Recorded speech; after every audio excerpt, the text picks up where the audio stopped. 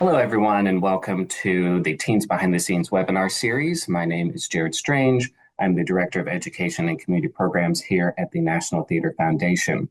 Teens Behind the Scenes is a foundation program that is dedicated to providing teens in the Washington, D.C. area with access to Broadway touring productions and professional insight on performing arts careers. In this series, we interview emerging and leading theater professionals to learn more about what they do, how they do it, and how they got to where they are now. Joining me today is Doug Robinson. Doug Robinson is a playwright, theater educator, and performer from Virginia. His plays have been commissioned at a myriad of theaters throughout the Washington, D.C. metro area, including Kennedy Center Theater for Young Audiences, Faction of Fools, Rorschach Theater Company, Ally Theater Company, and Imagination Stage. His play Good Morning, Good Night for Imagination Stage was part of our 2025-2026 Saturday Morning Live season here at the National, by the way. He earned an MFA in playwriting from the David Geffen School of Drama at Yale, an inaugural Reimagining Theater for Young Audiences grant in 2021, and a MacDowell Fellowship in 2025. He is also a three-time finalist for the O'Neill New Play Conference. In addition to being a writer, Doug has worked as a teaching artist at Imagination Stage, Theater Lab, and Adventure Theater, and as an actor has performed with various Shakespeare companies along the East Coast. Welcome, Oh, Doug. Very good to have you here. happy to be here. And wow, I haven't heard a whole resume like the bio like that in a long time. That was wild. Don't blush, don't blush. It's a good bio. Okay, tell us a little bit about growing up and how you got to where you are today. Give us the sketch of your life to now. Yeah, I was born in New Jersey, but my family moved to Northern Virginia when I was about 2 years old, for a job that my dad got, and that's where I grew up. I grew up in Sterling, which is I think a marvelous place for a kid to grow up. There's plenty of bike paths and trees to explore, plenty of places to just be a kid and also feel adventurous and safe. My mother has always been a big theater person. My father claims to not be a theater person, but he was the one who showed me West Side Story and King and I, and he's like, "That's not theater. That's West Side Story." And I'm like, "Dad, I think that's theater, but okay." Um, my mom always had a really big interest in the arts. She had a teacher when she was young who impressed upon her at a young age that you should go to opera, you should go to ballet, you should go to theater, you should go to concerts. And so when she had a child, she was like, "Hey, I'm going to take you to all these things." Little did she know I would then become obsessed. And pretty much all of my childhood, that was the refrain that came out of my mouth. Like, I want to be an actor. I want to be an actor. I want to be an actor. But it wasn't until I was 12 that I did my first musical at Riverbend Middle School. It was a production of Hello Dolly. And after that, I was hooked. I was actually talking to a friend of mine recently, and I said, "Oh, I'm 33 years old now, and I can definitively say that for over 20 years, the focus of my life has been theater in some way, shape, or form. I've never not been on a stage since I turned 12." Um, and all of that helped me meet people. It helped me get confidence just as like a speaker and a communicator. I met the best friends of my life. Today is actually a friend of mine's birthday. She's turning 34, and we've known each other since we were 15, and we met in drama class. So we have a phone Happy call birthday every to day. your friend. Happy birthday, Bridget. She's good people. So yeah, like it's just been how I moved through the world and how I met people in the community and the support that I've had. From, middle school to high school, I did theater as well, but I kind of wasn't sure if I knew that I could make theater as a career, when I was graduating high school. So when I was looking at colleges, my family and I, we said, okay, I don't know what I want to do. So let's like pause. And I went to community college at Northern Virginia Community College for 2 years, which I took theater classes there. I took classes in religion, psychology, economics. I took everything. But by the end of my 2 year term before I transferred, I was like, no, I still want theater. That's the thing. And I'm very grateful for the teachers I had at Nova. And then I went to a 3 year institution, got my degree in acting. And even though I was an acting student, I wrote a lot and I directed a lot. But when you're 21 out of school, no one was like, let me read your plays. Mhm. It was easier for me to audition. So I would audition for things, and that's how I got more involved in Shakespeare, which has been a big influence on my writing. And then it just kind of went from there. You audition, you show up, you volunteer, you say hi, you be kind, and then the industry sort of will, to whatever extent, rally around you. Um, Hmm. I got an opportunity to come back to DC, and that's where I started writing more. And I put down the acting for a little while. That's when I first started working at Imagination Stage in their education apprenticeship program, which, to me, to be clear, I think is the best apprenticeship program in the whole Washington, DC area. That's also where I met my fiance when we were there together. Hmm. But it was that year at Imagination Stage that I actually got to like see what theater for young audiences could be. Hmm. And that sort of boots on the ground training as a teacher, working with ages from as young to the little littles at age 2 in you and me Hmm. classes to the high schoolers who are like having big feelings about life in the Hmm. world.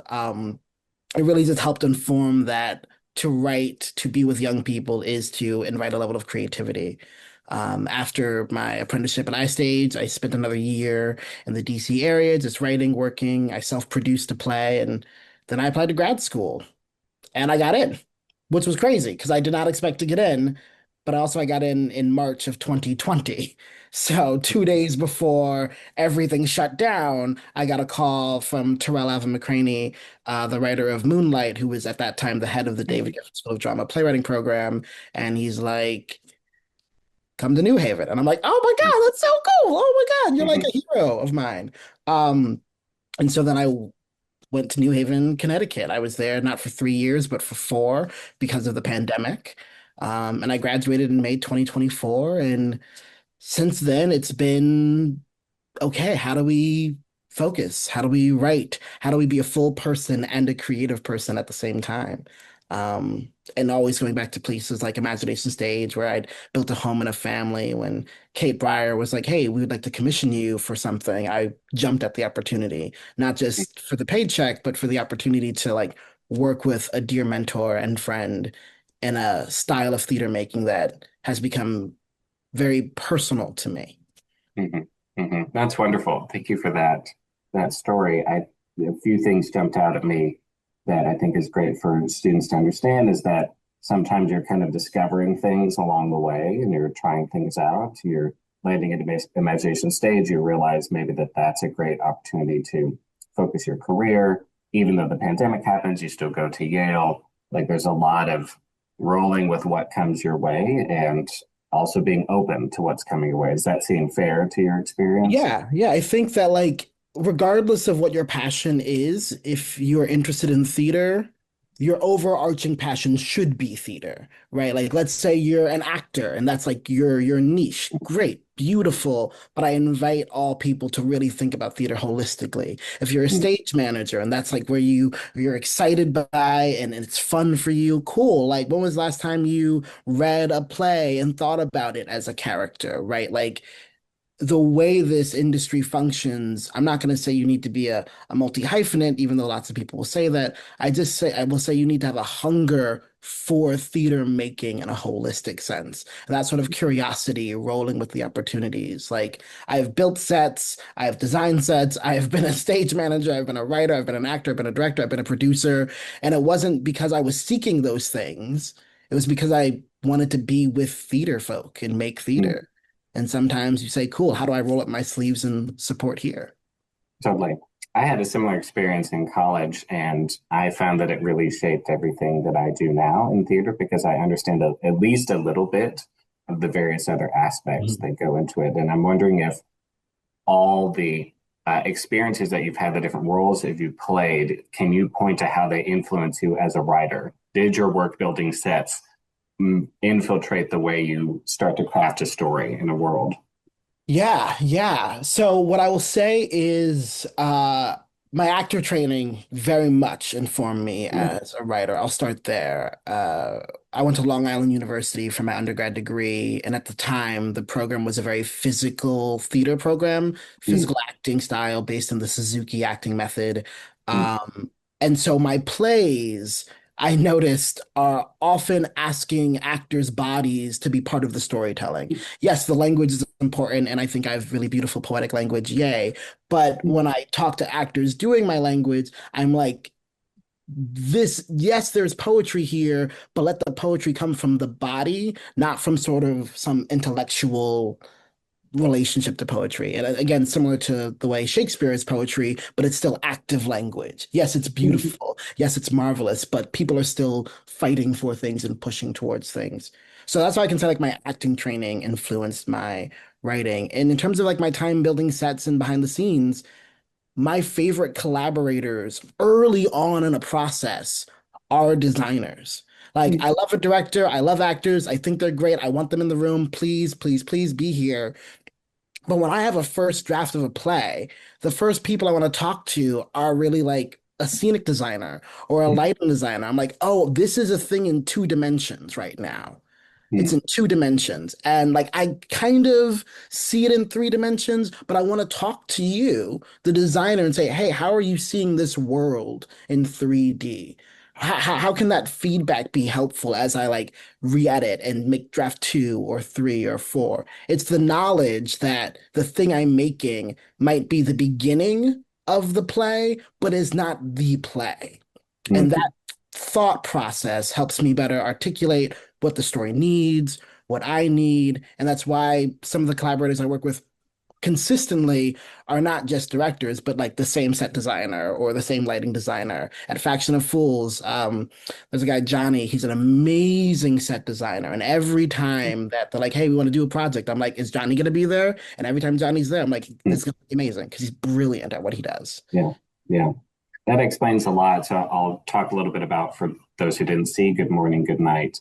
It follows two characters who are in charge of running the day shift and the night shift. And this, remember, this is for very small children. And so they're going through the different routines of how you get the day going and how you get the night going. There's a question of how to close things down for the day, how to bring things up for the night. And the background is this large, um, it's almost like a false proscenium, a big Mhm. kind of frame with a screen attached to it that's built up like wood, like branches almost. And embedded in it are different puppets that come out. There's an owl, there's a rooster, there's little portals where they cook up some storms, basically, or some clouds. There's these grass panels where flowers are sewn into patches at the bottom and they're pulled up and out. And so I'm offering all that to the viewers to explain how I see what you described coming through, Mhm. like a show that is not just something that is going to be designed, it's just going to have a set, but the set and the props and the puppets in particular are going to have a very active, um, tactile role in Yeah. how the story is told. Yeah, so that's really helpful background. I want to take it. Sorry, did you want to add anything? Well, just to say that, like, because theater for very young audiences is so sensorial in its making, it's also a great place to invite designers in early on, right? I think sometimes theater companies there's like an order of operation of like you write the play, you workshop the play with a director. Okay, now that we're gonna really do the play, now that's gonna get fully produced, that's we're gonna bring in designers. But with Mhm. theater for very young, because its whole inception and conception is about the sensory experience, getting people, whether it's costume, set, lighting, sound, as early as possible makes the piece so perfectly integrated, so it tells a story for that age group that is not always going to be there for the verbal, but for the images. So Okay. it's yeah. Totally. I want to take it back just a little bit to your youth. As you know, a lot of the folks who are going to be watching are teens, particularly in high school. And so I'm wondering, looking at your arc right now, you talked about going to community college and then getting a bachelor's and master's and so on. But focusing on high school in Yeah. particular, and what are the experiences there that really shaped the artist that you are now? So I had a teacher named Lisa Gross, who was my first drama teacher ever. And we are still in touch. We follow each other on Instagram. Like we've like I invited them to a seminar that I was hosting a few years ago on Zoom in the pandemic, and it was so great to have her there as like my first mentor. Um, but the experiences that are still with me today were the questions that we got to ask when we were doing scene work, Mm, right? Like here we have a bunch of 14-year-olds. Some of us are big readers. Some of us haven't read a book since we were forced to read a mm, book in class or mm, whatever. But like we're asking questions of each other, and it felt like we were at the epicenter of the creative process. That actually in the scene work, not like the productions that I did in the after school shows, but in taking the drama class, it felt like I got to ask myself questions, ask my scene partner questions, and build something together. It was the first time I felt like, oh, I'm kind of like a little adult here, right? mm, It's my ideas that we're gonna try, and of course, like Miss G is going to give feedback, and we're gonna explore that. But it was that time, mm, that first feeling that, oh, my ideas are worth something. I'll mm, also say that there was a lot of improv in games and playfulness. I think too often our theater is so serious, which is not to say theater making is not serious, because it is a mm, serious practice, but it's playful. It's always goofy. You can tell me you're doing Hamlet for whatever reason, but like you're doing Hamlet and it opens with like a ghost. mm, Right? There's something out of the world happening here, something deeply imaginative happening here. And I think in those high school days where we were told by so many other factors that, like, grow up, be serious, don't be playful, like, da da da da da da da, that was a room where whatever child was still inside of me got to live and express and actually become integrated into the young adult that I am. Instead of that putting that child on a shelf somewhere far away, it became part of me. And so I think that is like the biggest takeaway, that it was a space to still be playful. And also it was a space to like have friends, like we're after school, you're not on stage right now in the show, or I wasn't cast every time they did a show. Sometimes I'm just like hanging out, building sets, just like being a part of a community. Because that's the thing, right? Making art, being an artist is hard. It is not easy, but what makes it worth it is the community of around you. And I think the high school community I had, for the triumphs and the conflicts that happen between people always, was beautiful. And I'm grateful for it. yeah, yeah. This is students, you've got time to grow up. Like you can play a little bit when you're still in school. Like, Please play. please play. Responsibility, yes, that's a thing, but you can still play, certainly at that age. Um, what about, well, let's take it back to a second and define scene work for those who are watching. Yeah. Yeah, so we would pull scenes. So I went to two high schools. So the first high school I mentioned was with Lisa Gross. The second high school was run by the drama program was run by a guy named Andrew Curtin. And I remember specifically in his class, we did Neil Simon's Laughter on the 23rd Floor, which, Mm, if you haven't read that play, it's a fantastic play and it's very funny. And the sort of like language around censorship on what's on TV or what's not on TV, I think is actually very ripe for, 2026. So I offer that mm, to your students to look at. Neil Simon's Laughter on the 23rd Floor. But we got cast. I played a character named Ira who had these crazy long hypochondriac monologues, and he would come in and he would run around the room and do all this stuff. But I had to practice talking to someone, mm, right? Like the scene work is, hey, you have from this page to this page, your character wants something here, this other character wants something there, and they're talking and they're doing and they're making things happen. And you, the actor, and your scene partner or partners are going to craft what that looks like on stage. Going back to the language of this, the play is two-dimensional, but the performance is three-dimensional. Scene work is taking that two-dimensional thing, embodying it, using the language, getting involved, asking questions of each other, and trying things and failing a lot. But that failure is in the discovery of what will work. mm, absolutely. I think too, for students, scene work can be very, very rigorous because what you're doing is you are going into every single line and moment and exchange between the characters and thinking about it emotionally, socially, physically. Like there's all these different levels that you want to get, and that's how you get to a performance that feels lived in, fresh, recognizable, realistic. It takes a lot of work. I mean, you can spend hours on 5 pages of And you dialogue. should. Very, And to be very clear, good. you And you should should. spend hours, right? I've Yeah. been a teacher and it's like, okay, go do scene work, and the kids come back 20 minutes later. And I'm like, okay, maybe I have not articulated or expressed enough like the detail-oriented nature of this. And not so then you become trapped in the details, but so you've done so much work in it that Mhm. then once you're on stage, it lives in your body and you can let all those Yeah. thoughts go. Like you spend those hours in the same way that a basketball player will spend hours and hours practicing their free throw shot so then they Mhm. can do it without even thinking. That's what scene work is. Those are the repetitions. That is the muscle. If theater is a sport, that is where you actually work out those skills. Totally. Yeah, it's a great way to think about it.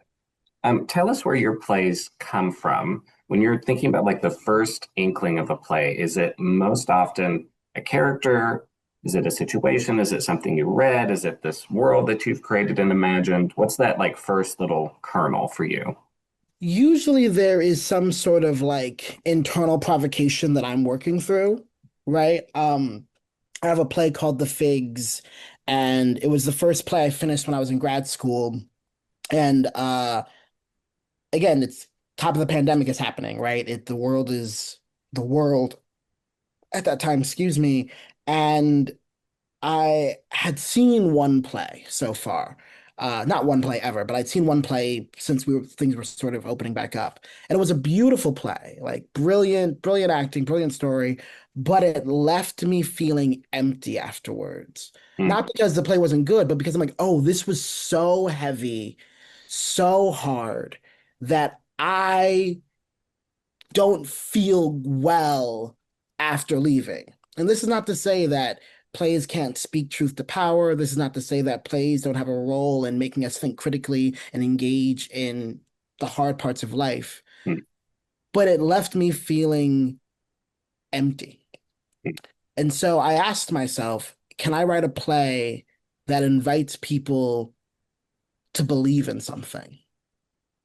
Like what is that thing? What if I wanted to write a play to invite people to believe in something, okay, first off, what is the thing I believe in? And the answer came to me quickly. I'm like, well, I believe in the power of stories. Okay, so I'm going to write a play about stories and storytelling because I think there's value in what stories give to people.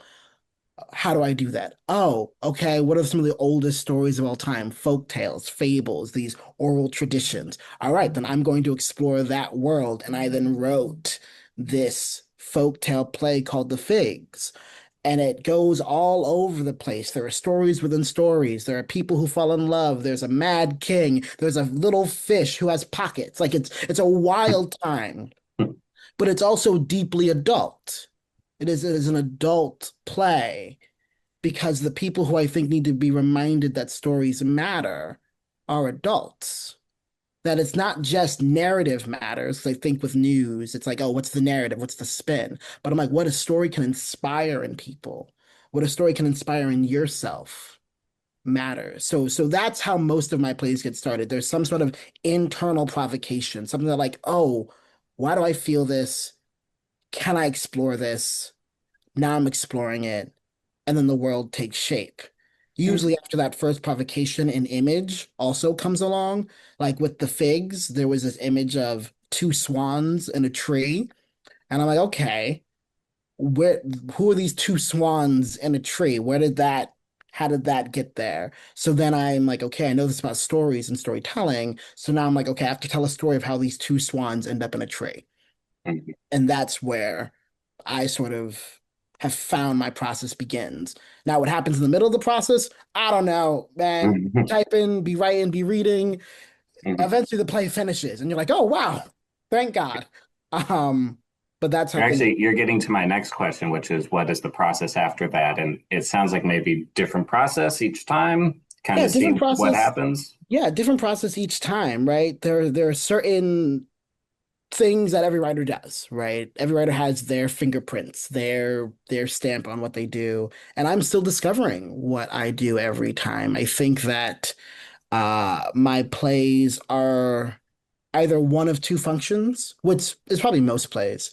Some of my plays are very action oriented. My play at the Kennedy Center, Sea Beyond the Ocean, the moment it starts, people are just doing. It just goes, goes, goes.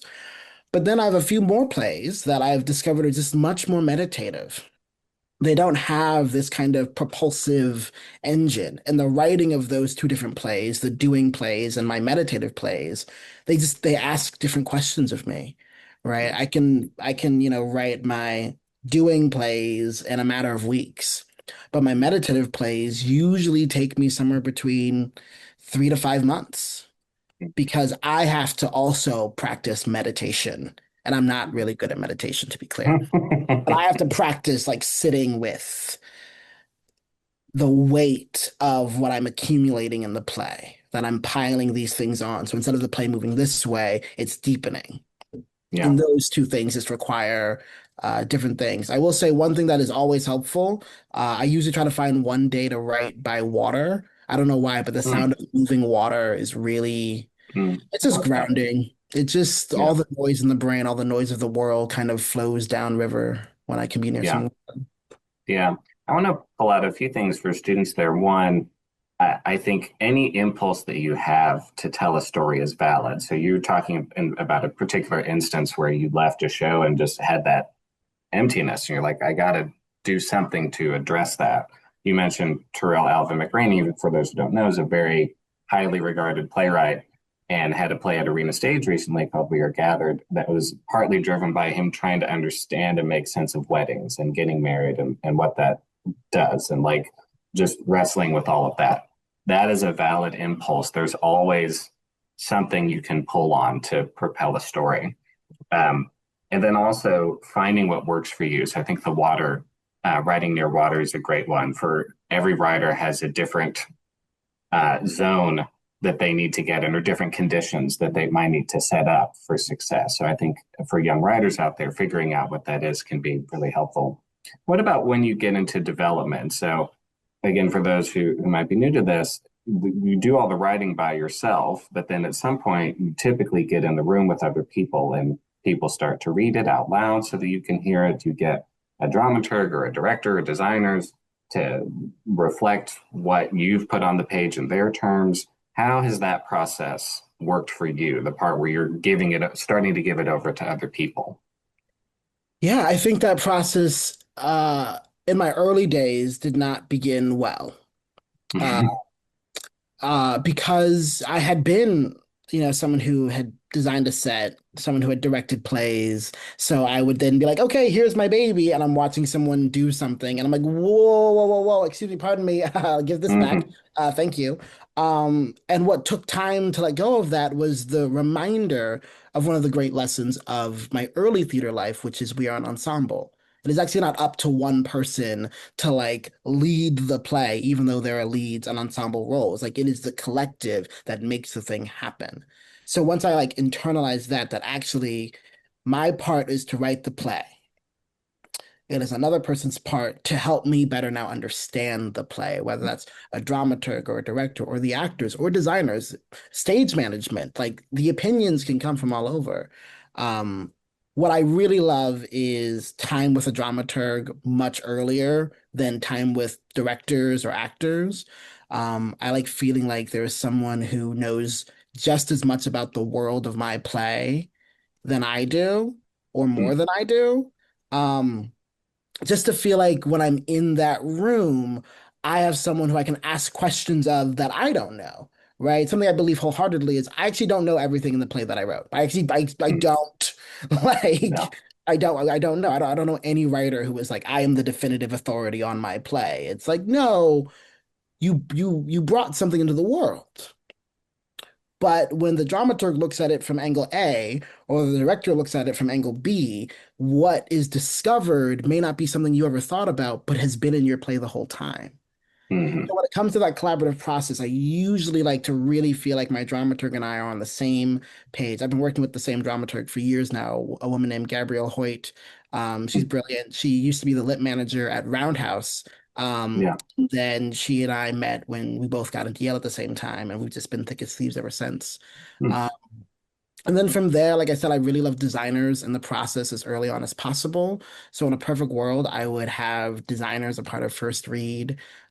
Terrell actually told me once that he sometimes likes to read his play out loud to the room, and so like I'm gonna like he's like I'm gonna take the whole play that's right here and I'm gonna read it. Mhm. And I've done that a few times since, and sometimes I think that's really useful, especially if the rhythms are very specific and we don't have a lot of time in this development process to like discover those rhythms. It's like, how can I support you all in getting to where I already am, since this play's been sitting in me for a year, and the three of us are going to be here for 72 hours and we have to show it to people. Um, Mhm. so that's been a useful thing as well. But overall, I think collaboration is necessary. I think like me as a writer, I also like feeling able to step away so I can see something clean again. So if I had a week-long development, I'm going to be there for the first 2 days, and then I'm going to miss the third day. And I say, hey, I want you all to not have my voice in the room, because people can't, right? Everyone can say, like, oh, yeah, the playwright is just the playwright. We can, like, but no, they still worry about my opinion when I'm Yeah. there. So Yeah. on the third day, I would step away and maybe come back at the middle of the fourth day and say, hey, what have you guys been working on? And I get a pleasant surprise. I get a gift of being reintroduced to something that Mhm. I made, which I find really exciting. Yeah, that's great. That's such a different dynamic for writers in other disciplines, novelists, poets who might work with, an editor. They may read some stuff publicly, but in playwriting, it's all going to go out there to other people at some point, and you're going to find that that's a good thing. You want to let go at some point and have people show you things that you don't already see in your own work, which is always, I think, very surprising and fun in that way. Yeah. Now the fun part. Talk about getting plays produced. You talked about producing plays yourself, which I think is a very important practice. Everybody should maybe try at least once. But yeah, I think that's always a big question, even for seasoned writers. It's how to get it in front of people. But at least talk about your experience. If you don't Yeah. have the silver bullet for how to do it, at least tell us how it's worked for you. Yeah. To be clear, I don't have a silver bullet. I don't think there is a silver bullet. I think the Yeah. pandemic, and even prior to the pandemic, I think the industry of theater making around new play development uh is hard. I think it's hard, right? Like there's not a lot of money in the nonprofit theater space in general. New play development costs money. New plays don't ever make as much money. So there is no silver bullet. I'll say that right off the bat.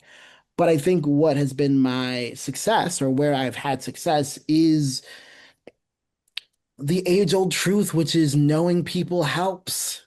Mhm. And the way you meet people is by showing up. The example I'll give is my play The Figs. Again, the first play that I wrote in grad school was produced at a theater called American Stage for the first time in St. Pete, Florida. And it was produced and directed by the artistic director, a woman named Helen Murray.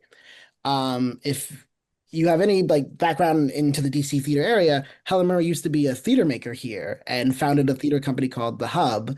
And when I was 18 at community college, one of my teachers was like, hey, this new theater company needs a production assistant.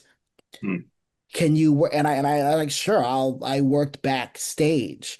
Um, I liked working at the Hub. Then the Hub did a play directed by Kate Breyer, and I got brought on to be the AD. And Kate and I met, which then led me to work at Imagination Stage. And then when I had written the Figs, I invited Kate to come to a reading, and Kate and Helen had stayed friends. And after the reading, Kate texts Helen and is like, "Oh my God, you have to like reach out to Doug. He wrote this really dope play." And Helen, who I hadn't spoken to in years, but like remembered me and valued me, sent me a DM on Instagram and was like, I heard you have this great play.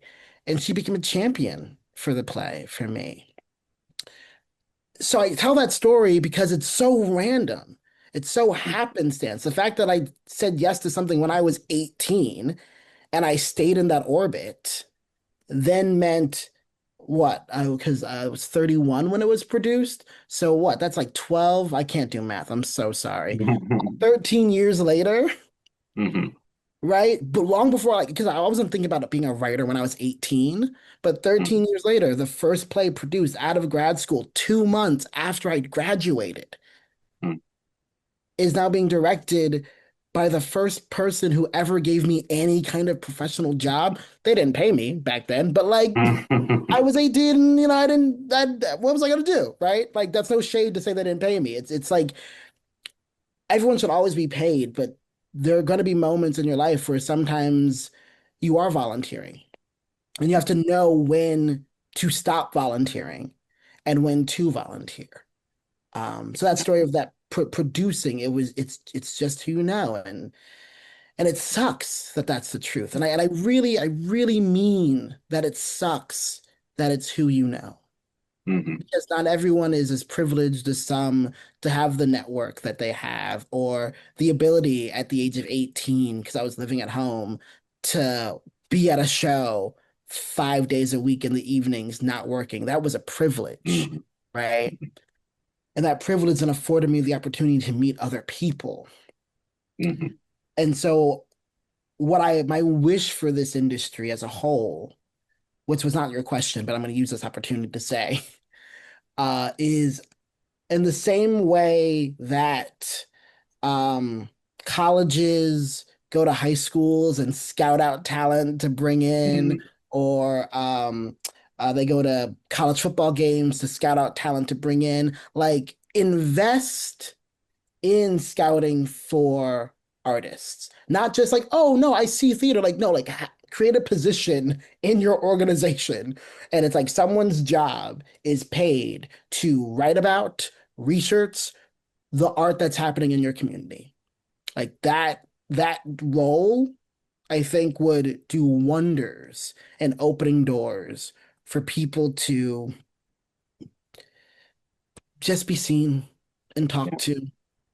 Yeah. Um, yeah, Yeah, totally. I want to uplift a couple of things you said. One, it is not equal playing field when you get into professional theater. Some people have more access, some people have more time, some people have more support in their lives so they can pursue what they want, and that is a fact that the theater industry is still trying to wrestle with, or some people, at least in the theater industry, are trying to wrestle with. I do want to say though that it is a relationship business, which does mean that it is always to your benefit to work well with people and be collaborative because as random as it is to your story with the figs might seem, you also made a good impression. yeah. And it could have gone the other way. They could have said, don't get with Doug. Doug's whatever, But the time you put in, and I'm sure the effort that you put in to make sure that impression was positive came out in your favor. So I think that's something really important for folks to be aware of. Yeah, and, Um, and and you're right. You're right. Like it is not just luck, it is not just timing, and it's easy to lay good things at the feet of those energies or whatever. yeah. But yeah, I mean, every now and again I'll get a call, right? Because Mhm. someone will be like, "Hey, Doug, I saw this. Someone just came in for X, Y, or Z thing, and I saw that you were on their resume and you know Yeah. them." And I'm like, "Oh yeah, let me like uplift why this person's amazing." Yeah. But my reputation's on the line if they call me and I'm like, oh, well, this person did have some, like, right, like, this is, as you're saying, an industry of relationships.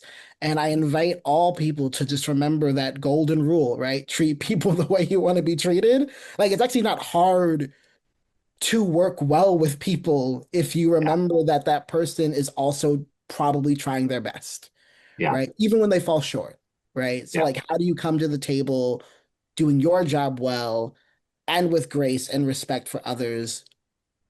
Yeah, it's really, it's really easy to make a good impression. It's really hard to turn back people's opinion when you've made Yes. a bad impression. Yes. Yes. Trust is hard earned and very easy to break. Yes. Yeah, very, very easy. So I want to start wrapping up here by focusing on students and where they might be headed next. Yeah. So you talked a bit about your undergraduate and your graduate career, and I'm curious about how those different experiences in particular helped, again, make you the artist you are today, and what students might want to think about if they want to go on a similar path. Yeah. The thing that matters most is I went to community college first. Mm, Right? I will always say that was my first foray into adulthood. That was my first foray into the ability to choose what I want to learn, right? In school, yes, you might have electives. Maybe I'll take econ or maybe I'll take this AP course or whatever. I don't know. But when I was in community college, I made my schedule. I mm, got to pick my passions, but I still had to do gen eds. I still had to like figure that out. So like I said, I took classes in religion, I took classes in theater, I took classes in economics. Um, so really taking time to not decide what you want, but to decide to explore who you are matters a lot. mm, This is not to say you cannot explore yourself in undergrad. You totally can. I'm not saying pick one or the other in any way, shape, or form, but I'm saying that the world wants to tell people, what do you want to be right now? What do you want to be? And it's like, well, first off, I just like I just stopped having to raise my hand to go to the bathroom.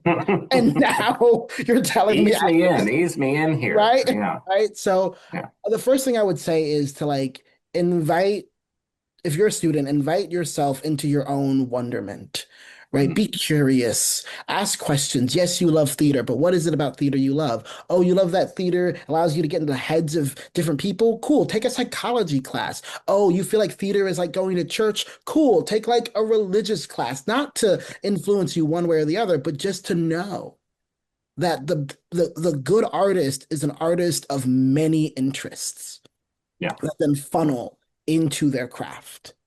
yeah. What I will say again when it comes to undergrad university, and this is gonna be like super like technical or whatever. Uh, there are very few schools if you choose to go to undergrad for theater that like are going to propel you to some top of the field, right? Like they exist, but there are very few of them. Long Island University, when I was there, was not one of those kind of schools, right? So I really want to impress upon you to find a program that feels right for you, that feels good for you, that feels like it's going to challenge you, not just because you think like this is the thing that's going to make me succeed. Because there are very few theater programs that actually, there's no theater program that can guarantee a certain kind of success. Um, but in that time you're in school, keep that sense of wonder. Keep that ask your teachers or your peers, right? I think we don't talk enough about like the lateral relationships. Everyone's like, oh, who you know, climb the ladder. And it's like, well, that kid in your theater history class at 9:30 a.m. is gonna be maybe the associate artistic director of a theater in 15 years, Mhm, right? Like it's not just where am I going, it's who is around me. So invest in your community around you and don't try to fight for the shiniest moment, but make every moment you have shine. mhm. And then after that, like whether it's in grad school for, I mean, undergrad for acting, design, writing, whatever it is, if you choose to go to grad school, which I think that if you do choose to go to grad school for the arts, and I mean this in all arts, whether it's visual, music, there is not enough money in this industry for you to go into debt for a graduate degree. There's barely enough money in this industry for you to go into debt for an undergraduate degree, but do not go into debt for a graduate degree. Now, again, that's a privileged thing. There are not many programs that are completely funded, right? Like, though, and those are the ones that are the hardest to get into, I imagine. But what I will say is there are plenty of writers, specifically playwrights, who did not go to graduate school, or who, if they did go to grad school, they did not go to one of those like big name free programs, right? They wrote their plays, they worked hard. They applied for internships. They networked. They showed up. They ushered at theaters. They were there when theaters were doing like costume sales and they helped out. Again, be present and be open is the greatest lesson you can have in this industry. What grad school gave me was another community after I had my undergrad community, after I had like my in the industry community. It was just another community. And it's useful. It's been helpful. I cannot pretend it has not been. Yeah. But I invite you all to remember that there is no one path. there is your path, and your path is going to lead where you want it to lead. And being mindful of the power you have within that is important. Yeah. Yeah. I mean, that kind of answers my last question, which is advice to aspiring writers and really aspiring multi-hyphenate theater people like yourself. I mean, you talked about being open and being present and then following your own path. And I mean, really in any industry, anything you want to do, I think Yeah. that would be really wonderful. Any parting shots? Anything you would want to say to young writers that we haven't discussed? Yeah, Any secrets? the thing I'll say to young writers is read plays. Like, yes, go see theater, like always go see theater, like do the Yeah. thing. And if you're young, you have a lot of opportunities to do like $30 tickets or like $20 tickets or like student nights. Like Google wherever city you're in, Google all the theaters and see what programs they have to get young Yeah. people in the door, right? See theater. But on top of that, read plays. Like, if you have a chance to go to New York, go to the drama book shop. If you don't have a chance to go to New York, go on the New Play Exchange and just find plays and read them, especially if you're a writer, Mm. right? Like, grad school gave me time to write and it connected me with mentors who I am so deeply grateful for. But I think to this day, I've learned the most about writing just by reading other plays Yeah. and asking questions of what I read. Yeah. Totally. So it helps to be a voracious reader if you want to Yes, be a writer, for sure. yes, Sure. yes. Well, thank you so much, Doug, and thank you to everyone for watching. I hope you learned a lot. And please catch up on the rest of our TBTS webinars. We've talked to so many great people at every stage of their career, every type of their career. There's a lot to learn, and it's all on our YouTube channel and on our website. Thanks again, Doug. Thank Looking you forward to so what's next much. for you. Yeah. Thank you. Bye. Bye.